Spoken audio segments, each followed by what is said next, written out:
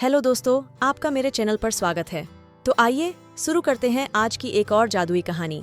गरीब के घर एसी वाली रसोई। गांव के एक कोने में रामलाल का छोटा सा घर था। रामलाल के पास अधिक संपत्ति नहीं थी, परंतु मेहनत और ईमानदारी से वह अपने परिवार का भरण पोषण करता था। उनकी पत्नी सीता और 2 छोटे बच्चे राधा और मोहन उनके जीवन का केंद्र थे। घर में सुख सुविधाओं का अभाव था, लेकिन प्यार और अपनापन भरपूर था। गर्मियों का मौसम था। तेज धूप और भीषण गर्मी ने गांव के लोगों का जीना मुश्किल कर दिया था। रामलाल का घर भी इससे अछूता नहीं था।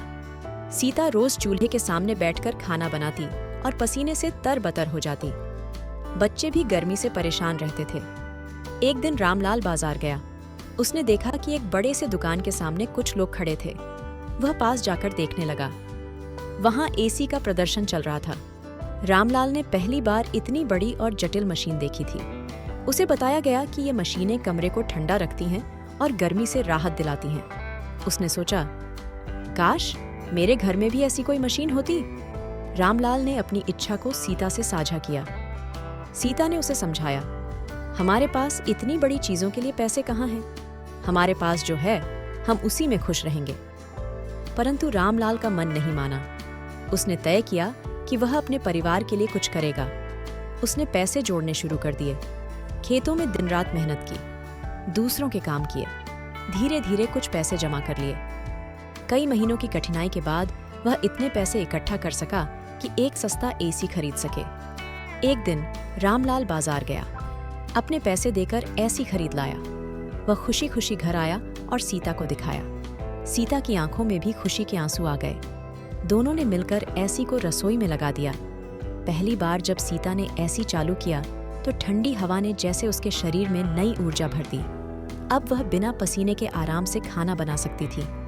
बच्चे भी रसोई में आकर खेलने लगे, क्योंकि वहां अब ठंडक रहती थी। गांव में खबर फैल गई कि रामलाल के घर रसोई में एसी लगा है। लोग यह सोचकर हैरान थे कि एक गरीब आदमी ने कैसे एसी लगवा लिया।